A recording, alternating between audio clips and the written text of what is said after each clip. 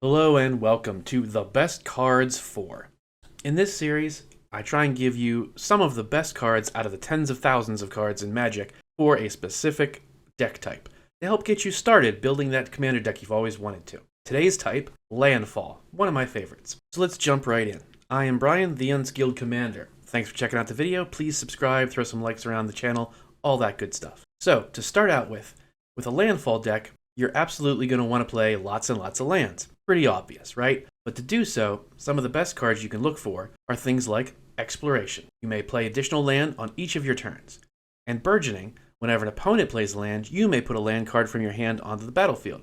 Both enchantments, both 1-drops. Really great cards to help empty your hand and put a lot of lands out fast. And there's also a ton of really great creatures that help get lands out of your hand faster. Things like Dryad of the Elysian Grove. You may play an additional land on each of your turns, and lands you control are every basic land type in addition to their other types, which is great for mana fixing. We've also got Oracle of Moldiah. You may play an additional land on each of your turns, play with the top of your library revealed, and you may play lands from the top of your library. Azusa, Lost but Seeking. You may play 2 additional lands on each of your turns. And one of my personal favorites, and the commander of my Landfall deck, Ais, Tyrant of the Gyre Strait. You may play an additional land on each of your turns, and whenever a land enters the battlefield under your control, you may draw a card. That's incredibly important because when you're throwing down all of these lands, you need a lot of card draw in your deck to help refill your hand and make sure you have more lands to continue to play on each of your turns. Now, being able to play lots of lands is great, but obviously the point of a Landfall deck is the triggers off of creatures you have, or enchantments, or anything that give you something when you do play a land. There's a lot of great options. Here's just a few of some of the best. The Necro Bloom. Whenever a land enters the battlefield under your control, create a 1/1 green plant creature token.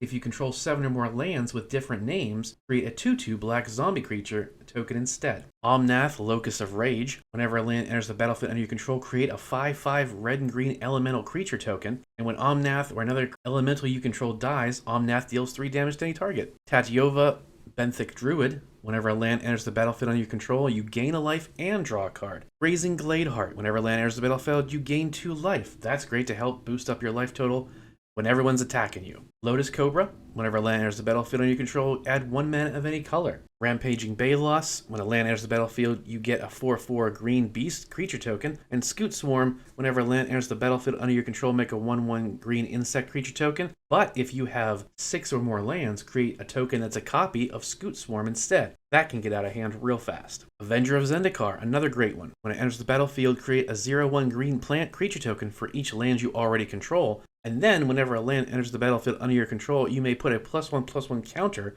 on each plant creature you control. And finally, another way to help really ramp out the triggers is Ashia, Soul of the Wild. Their power and toughness is equal to the number of lands you control, but more importantly, non-token creatures you control are forest lands in addition to their other types. With Ashia on the field, every one of these other creatures, the second they come in, count as a landfall, which means they would trigger each other. So even if you don't have any lands in your hand, Ashia on the field, you can still play creatures and get landfall triggers. Now, besides just having card draw off of those couple creatures, you're going to want ramp and more card draw. Really obvious choices like Kodama's Reach, Rampant Growth, Cultivate, Harmonize, anything that's going to be able to get you a land out of your deck onto the field, or at least in your hand so you can play it based off of Burgeoning. And finally, some other key cards you can look for are Crucible of Worlds and Raminap Excavator. Both of them allow you to play lands from your graveyard. You're going to want things that add more triggers, like Yarok the Desecrated. If a permanent entering the battlefield causes the triggered ability of a permanent you control to trigger, it triggers an additional time.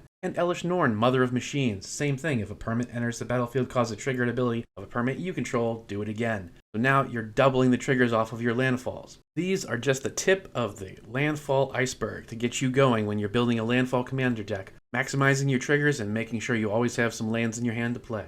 What do you think? What would you add to the list? Let me know in the comments, and I will see you next time.